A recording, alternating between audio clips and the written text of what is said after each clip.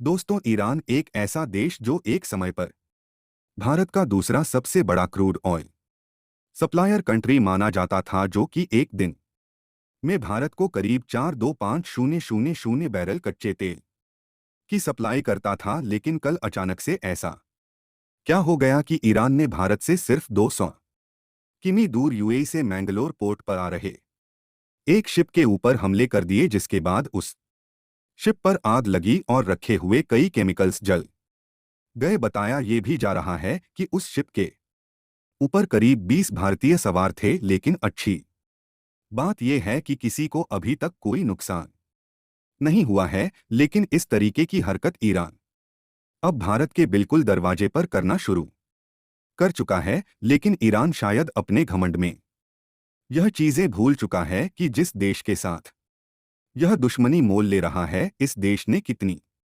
बढ़ चढ़ के इसकी मदद की है। भारत वो देश है जिसने ईरान की उस समय पर मदद की जब अमेरिका ने ईरान के ऊपर सैंक्शंस लगा दिए थे। और आप मान सकते हैं कि ईरान की इस हरकत के बाद ईरान ने अपने ही पैर पर कुल्हाड़ी मार ली है, क्योंकि भारत ईरान को कई ऐसी चीजें एक्सपोर्ट करता है जिसकी ईरान को इस समय बहुत जरूरत है। लेकिन अब शायद ये एक्सपोर्ट इफेक्ट हो सकते हैं, क्योंकि ईरान ने सिर्फ भारत के दरवाजे पर अटैक करने शुरू कर दिए हैं। पूरी डेवलपमेंट क्या है, ये आज के इस वीडियो में समझते हैं।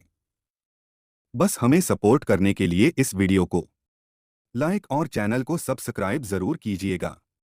देखिए, वैसे हिस्ट्री की बात की जाए तो अमेरिका ने ईरान के ऊपर 1979 पर ही रिस्ट्रिक्शंस लगा दिए थे। लेकिन इसके बावजूद भी भारत ने ईरान के साथ में ट्रेड कंटिन्यू रखा, और ऐसा इसलिए कि अमेरिका कहीं ना कहीं भारत का साथ दे रहा था, क्योंकि भारत साथ मिलकर के अमेरिका को चाइना को काउंटर करना था। और इसी चीज को ध्यान में रखते हुए जब इंडिया और ईरान ने अनाउंसमेंट की कि वो दोनों मिलकर के एक चाप पोर्ट तैयार कर रहे हैं, जिसे 2003 से 2016 के बीच में लगभग तैयार किया जाएगा, तो इंडिया ने भी अनाउंसमेंट की कि वो इस प्रोजेक्ट के अंदर करीब 500 मिलियन यूएस डॉलर की इन्वेस्टमेंट करने वाले हैं। इसके अलावा साल 2018 में ईरान ने भारत के साथ में एक एग्रीमेंट को भी साइन किया कि भारत इस पूरे पोर्ट को 18 महीनों के लिए अपने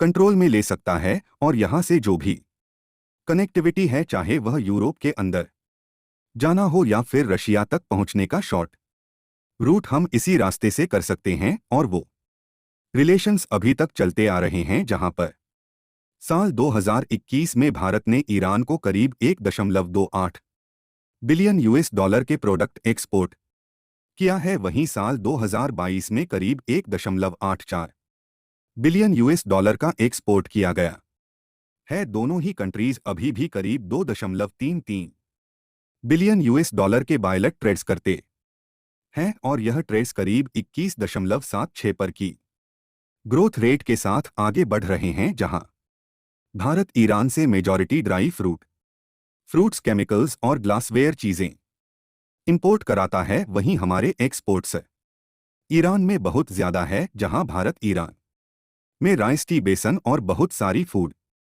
प्रोडक्ट एक्सपोर्ट करता है, जिसके बेसिस पर ईरान के अंदर फूड सिक्योरिटी बैलेंस पर रहती है। इसके अलावा भारत ईरान को petro chemical, machinery, instrument, metals, बहुत सारी चीजें एक्सपोर्ट करने का काम करता है।